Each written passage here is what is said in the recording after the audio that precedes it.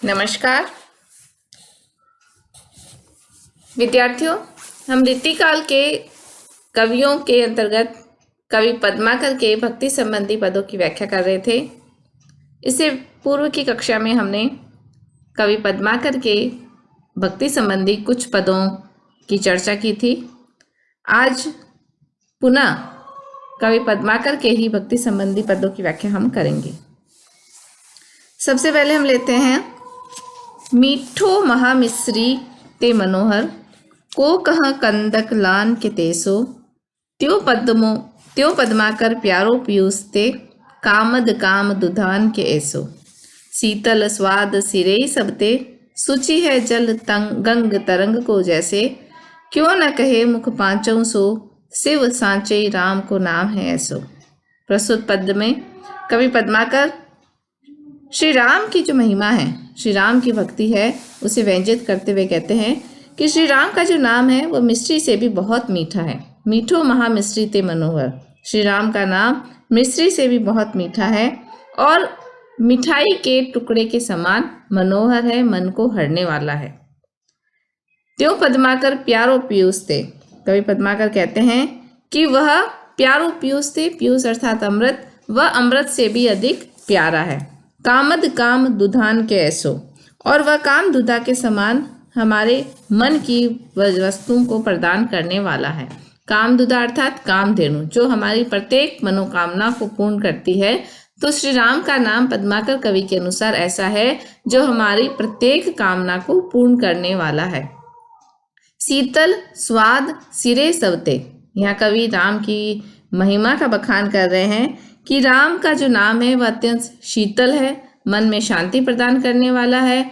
स्वाद अर्थात वह बहुत अधिक सुस्वादु अर्थात हमें बहुत अधिक प्रिय लगने वाला है। सिरे सप्ते अर्थात वह सबसे उत्तम है, सबसे श्रेष्ठ है। सूची है जल गंग तरंग को जैसे, जिस प्रकार से गंगा की लहरों का जल पवित्र है, ऐसा ही श्री राम का नाम पवित्र है। उनके नाम लेने मात्र से पवित्रता हमें अनुभव होती है। वास्तव में राम का नाम जब निश्चय ऐसा है, फिर क्यों न कहे मुख पांचों सो शिव सांचे राम को नाम है ऐसो। यदि श्री राम का नाम ऐसा महिमामयी है, वह मिश्री के समान मीठा, मिठाई के समान मनोहर और शीतलता प्रदान करने वाला सबसे श्रेष्ठ है, कामधेनु के समान हमारी कामनाओं को पूरा करने वाला है, गंगा जल के समान पवित्र है, तो फिर शिव उस राम का नाम अपने पांचों मुख से क्यों नहीं लेंगे। यहाँ पर कवि ने अनुभव किया है कि श्री राम का जो नाम है वह गंगा की लहरों के समान हमारे हृदय को पवित्र बनाने वाला है। श्री तुलसीदास ने भी राम की नाम महिमा का यशोगान किया है। प्रस्तुत पद में शिव को पंचमुख बताया गया, पंचानन बताया गया है। शिव पंचानन माने जाते हैं। चार दिशाओं की तरफ उनके चार सिर है और मध्य में एक सिर है जो पंचानन है, जो उन्हें विष्णु का किशोर रूप जो है, अत्यंत सौंदर्यशाली किशोर रूप है, जिसे दर्शन करने के लिए शिव ने कामना की कि ताकि मेरे भी एक से अधिक मुख होते तो मैं इस सुंदर शोभा का जो अवलोकन है और अधिक कर पाता। तो शिव की इस मनोकामना के कारण शिव को पांच मुख प्राप्त हुए, तब से वे पंचानन कहलाते हैं।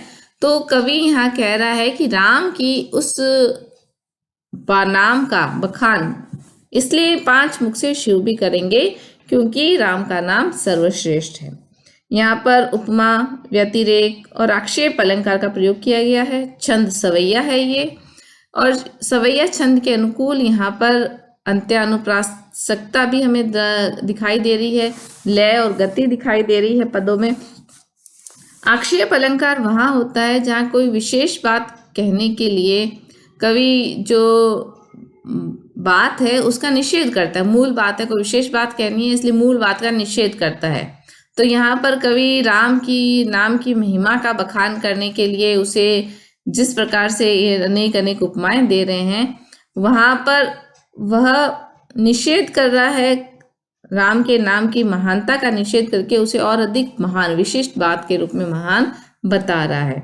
वह पीयूष से भी मीठा है, वह और इन मिठाई से भी मीठा है। ते मन मिठो महामिश्री ते मनोहर। तो यहाँ वह एक बात का निषेध करके राम की नाम की महिमा का बखान कर रहा है, इसलिए यहाँ पर आक्षेप अलंकार है। आगे का पद हम लेते हैं। जोग जप संध्या साधु साधन सबई तजे, किने अपराध ते अगात मन भावते, तेते तजी अवगुण अनंत पद्माकर तो, कौन गुण लेके महाराजा ही रिझावते। जैसे अब तैसे पे तिहारे बड़े काम के हैं, नहीं तो न ऐते बैन कबहू सुनावते, पावते न मोसो जो पे अधम कहूँ तो राम, कैसे तुम अधम उदाहरण कहावते। कवि पद्माकर राम से निवेदन करते हैं कि हे ईश्वर, मैंने जोग जप संध्या साधु साधना सबको त्याग दिया, सभी अच्छे कार्यों को मैंने छोड़ दिया, और मैंने अपनी इच्छा के अनुसार किने अपराध ते अगात मन भावते, अपनी इच्छा के अनुसार मैंने अनेक अपराध किए, मैं असंख्य अवगुणों का भंडार हूँ। तेते तजी अवगुण अनंत पद्माकर तो, कौन गुण लेके महाराजे रिझावते। इस कारण मैं कौन कौन से अवगुण का परित्याग करूं और कौन सा सद्गुण धारण करके मैं राम को प्रसन्न कर सकता हूँ। तेते तजी अवगुण, मैं तो अवगुणों का भंडार हूँ, खजाना हूँ, मैं कौन सा अवगुण छोड़ूं जिससे मैं महाराज को रिझा सकूं, राम को रिझा सकूं, प्रसन्न कर सकूं। भाव ये है कि पद्माकर कह रहे हैं कि मुझ में अनंत अवगुण है, जिनमें से एक साथ त्यागना संभव नहीं है, और राम बिना सद्गुणों के प्रसन्न नहीं होते। जैसे अब तैसे पे तिहारे बड़े काम के, नहीं तो न एते बेन कबो सुनावते। इसलिए कवि निवेदन करता है कि मैं जैसा भी हूं, लेकिन मैं तुम्हारे बड़े काम का हूं। यदि मैं आपके काम का नहीं होता तो इतनी बातें मैं आपको कैसे सुनाता। अर्थात आप में इतनी सामर्थ्य है कि मैं इतने अवगुणों के पश्चात भी आपको इतनी बातें भी सुना रहा हूं, फिर भी आप मेरा किसी भी प्रकार का बुरा नहीं कर रहे हैं। हे राम, यदि आप मुझ जैसे पापियों को नहीं पावते न मुझसे जो अदम कहूं तो राम, कैसे तुम अदम उदाहरण कहावते। यदि तुम मेरे जैसे पापियों को नहीं प्राप्त करते तो तुम्हारा ये जो विरुद्ध है, जो तुम्हें ये उपनाम मिला है कि तुम पापियों का उद्धार करते हो, तुम्हें यह विरुद्ध, तुम्हें ये उपनाम, तुम्हें ये उपाधि कैसे प्राप्त होगी। हम जैसे अदमी पापी संसार में हैं, जिनका तुम उद्धार करोगे, तभी तुम्हारा ये जो विरुद्ध है, तुम्हारा जो उपाधि है, वह हमेशा के लिए रहेगी। यहाँ भगवान अपने भक्त के अवगुणों की ओर ध्यान नहीं देते। ये बात सत्य है कि भगवान अवगुणों की तरफ ध्यान नहीं देते। यदि हमारे अंदर कोई गुण है तो ईश्वर उस गुण के भरोसे हमें पार लगा देते हैं, और इसलिए वह पापी और अवगुणी का भी उद्धार करते हैं।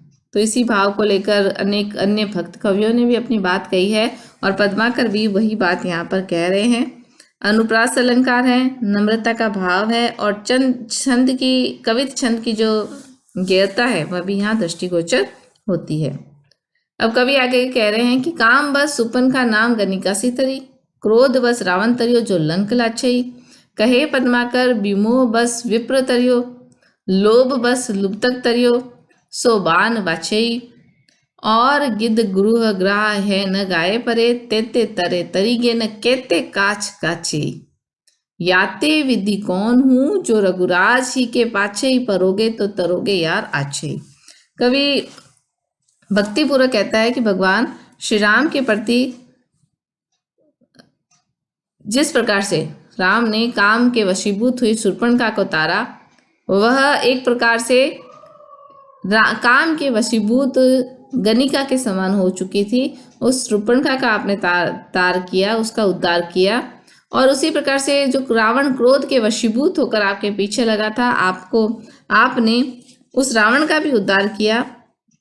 कवि पद्माकर कहते हैं कि श्री राम के प्रति विमोह रखने से गरीब ब्राह्मण का भी उद्धार हुआ। लोभ बस लुब्धक तरियो, और लोभ के वशीभूत होकर लुब्धक यानी शिकारी को भी आपने संसार सागर से पार किया। इसी प्रकार से अनेकों जटायु नामक गिद्ध, निषाद राज, मगरमच्छ और पाषाण शिला रूप अहिल्या को भी आपने तार लगाया, उसे पार लगाया। अनेक नाम गिनाए जा सकते हैं जिनकी मुक्ति आपके द्वारा हुई, जिनका श्री राम की कृपा से उद्धार हो गया। न जाने कितने भक्ति भाव रखने वाले का भगवान राम ने उद्धार किया है। इसलिए मैं तुम्हें किस प्रकार समझाऊं कि तुम यदि किसी भी प्रकार से राम के पीछे लग जाओ, यदि तुम इन विकारों के वशीभूत होकर भी राम के पीछे लग जाओ, उस विकार का आधार यदि तुम्हारा राम बन जाए, तो भी तुम्हारा उद्धार होना संभव है। कभी यहाँ पर विकारों के अंदर छुपे हुए अच्छाई को भी वह इंगित कर रहा है कि क्रोध राम के प्रति है, इसलिए रावण का उद्धार हुआ। काम राम के भाई के प्रति है, इसलिए राम का शूर्पणखा का उद्धार हुआ। और इसी प्रकार से मोह, लोभ, ऐसे जो विकार हैं, वह विकार भी कहीं न कहीं राम से जुड़े हुए थे, इसलिए इनका उद्धार हो गया। तो निश्चय तुम्हारा उद्धार भी हो जाएगा। बस तुम किसी भी प्रकार से रघुराज के पीछे, राम के पीछे लग जाओ, तो तुम्हारा उद्धार होना निश्चित है। कवि ने इस पद्य में राम की जो कथा है उसमें शूर्पणखा, रावण, गिद्ध, ग्राही आदि का उल्लेख किया है। इनके भीतर एक एक कथाएं छिपी हुई है कि किस प्रकार इनका उद्धार होता है, उनका एक प्रकार से संकेत कवि ने यहाँ पर दिया है। आगे कवि वर्णित कर रहे हैं, सुखद सुहाई मन भावी मुनि देवन के, निखिल निकाई रूप वेदन में गाई है। कहे पद्माकर कहाँ लो साधुताई, कहो सभी पे एक सी दया सी बगराई है। पुण्यताई धारत उदारत अदमताई, निक ठकुराई की ठसक ठहराई है। जहाँ जहाँ चम की जमात की नहीं करामती, तहाँ तहाँ फिरे देवी गंगा की दुहाई है। ये पद्माकर के द्वारा रचित गंगा लहरी से लिया गया है और इसमें कवि गंगा की महिमा का बखान कर रहा है और गंगा में अपनी भक्ति और आस्था अभिव्यक्त कर रहा है। कवि कहता है कि गंगा जो नदी है, सुखद सुहाई मन भाई मुनि देवन के, वह मुनियों को और देवताओं को सदा ही सुख देने वाली है। सुखद सुहाई मन भाई मुनि देवन के, निखिल निकाय रूप वेदन में गाई है। निखिल यानी समस्त, निकाय यानी पवित्रता। कवि कह रहे हैं कि इसकी पवित्रता और जो सुंदरता है वह सभी के मनों को अच्छी लगती है और इसकी पवित्रता का, इसकी महात्म्यता का वर्णन है वह वेदों में भी गाया हुआ है। कवि पद्माकर कहते हैं कि इसकी जो साधुताई है, साधुताई यानी इसकी जो सज्जनता है, इसकी जो अच्छाई है, किसकी, गंगा नदी की, इस अच्छाई है उसे कहाँ तक वर्णित किया जाए, उसकी प्रशंसा कहाँ तक की जाए। सभी पे एक सी दया सी बगराई है। बगराई यानी फैलाई है। यह तो अच्छे और बुरे का भेद बुलाकर सबको समान समझती है और सब पर अपनी जो दया है वह एक समान फैलाती है। पुण्यताई धारत उदारत अदमताई, निक ठकुराई की ठसक ठहराई है। ठसक का अर्थ है अभिमान, अदम का अर्थ है पापी, ठकुराई यानी स्वामित्व।